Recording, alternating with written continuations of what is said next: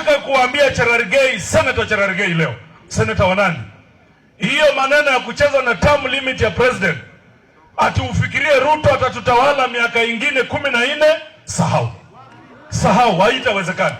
Moi alijaribu hiyo maneno, tukakimbizana na yeye, tukafukuzana na yeye. Bungoma hii is a historical county. Hapa mahali ndio mambo inaanza kabisa kuchemuka, na vile naangalia raia inaanza kuchemuka. Watu wanaumia, wewe wanasema Ruto aendelee kuongeza wa extend term limit kutoka miaka 5 ifike 7. Wananchi mnakubali hiyo? Hiyo maneno yote tunajua na sisi hatutakubali. Hapo wakienda hapo ndio tutawachania njia. Hatuwezi kurudi nyuma kwa katiba ya siku za Moi. Mtu ni miaka yako 5, unakuja unaomba ingine, wananchi wakikubali kukupatia ingine 5, that's the Kenyan political space has started gathering storm, and Cherargei proposal is to be tabled on parliament, and Kenyans have until Friday to do public participation on this issue of amending the constitution in terms of extending the presidential term limit and other elective posts under the IBC, or which the IBC have been providing for. But it has been met by a lot of heavy resistance in the country. But when you look at this issue of Mr. Cherargei, here it has to offer. And the National Dialogue Committee has concluded receiving public memoranda with a Nandi Senator, Samson Cherargei, proposing the increase of the presidential term from the current 5 to 7 years. The Nandi Senator has presented a memorandum to the talks team seeking to have the constitution amended to have a president in office for 7 years before the next election. The committee, chaired by Majority Leader Kimani Ichung'wah and Wiper Leader Kalonzo Musyoka, will begin interrogating the submissions before making their recommendations. Stimileto reports.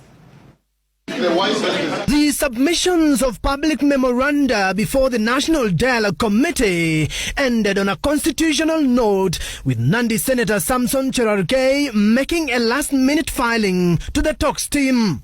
The Nandi Senator wants the structure of the constitution altered to increase the presidential term to 7 years from the current 5 years. According to the president's ally, 5 years in office is not sufficient for the running of government and forming a formidable team to implement the election manifesto. If Cherargei's proposal is actualized, it then means that if one is elected president, he or she will be in office for 7 years with the possibility of extension by another 7-year term. Chapter 9 of the Constitution under Article 142 says, quote, "The president shall hold office for a term beginning on the date on which the president was sworn in and ending when the person next elected president in accordance with Article 136 2A is sworn in." The Constitution only stipulates a 5-year term with the possibility of another 5-year term. Altering the structure of the Constitution will require a referendum. Cherargei further wants the talks team to establish the office of the Prime Minister, who will sit in Parliament and be the official spokesman of government in the House.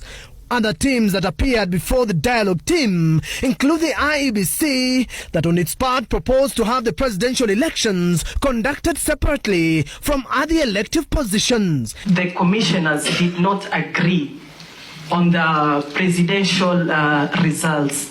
We had three of them or 4 that agreed and the others didn't agree.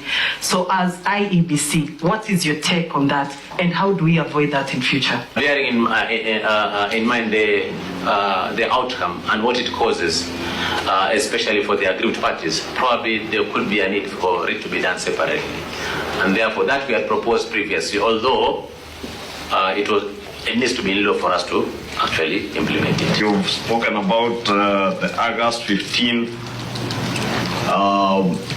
incidents at Bomas. I want to know whether your commission did file any complaints with the police out of the events of August 15. The Central Organization of Trade Unions, COTU, on its part wants the president to order for a general wage increase. This will compel all employers to increase salaries for the employees to help them absorb the shocks of the current economic stress. On the two-thirds gender rule, women from Kewapa want the law changed to have the gubernatorial candidate select a member of the opposite gender as a running mate. We are talking about the review of the constitution to allow for governors and deputy governors to be of the opposite gender. And this one, if you're serious about sorting out the two-thirds gender rule and empowering people, we must make bold decisions, and we're asking the committee to be able to consider these proposals. You are politicians and you come from political parties. You know that these party lists have also been abused, that possibly the less deserving women have achieved this. The sittings resume next week. Stephen Letos, Citizen TV. Now that the Cherargei proposal is going to go ahead after public participation, that's expected from by Friday, it should have been done, the public participation, and it might be done hurriedly like the other thing of when the public participation for Mr. Rigathi Gachagua impeachment from office was done, or rather the way it was done. It was very speedy, and maybe that's how this thing is going to be tabled in the parliament.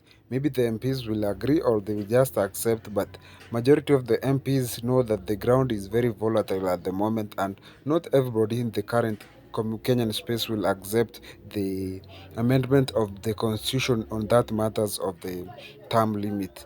Already we have seen that some of the MPs are concluding that that move is going to take us backward to the Moi era constitution or the colonial eras, which are not suitable for the democratic constitution we have at the moment.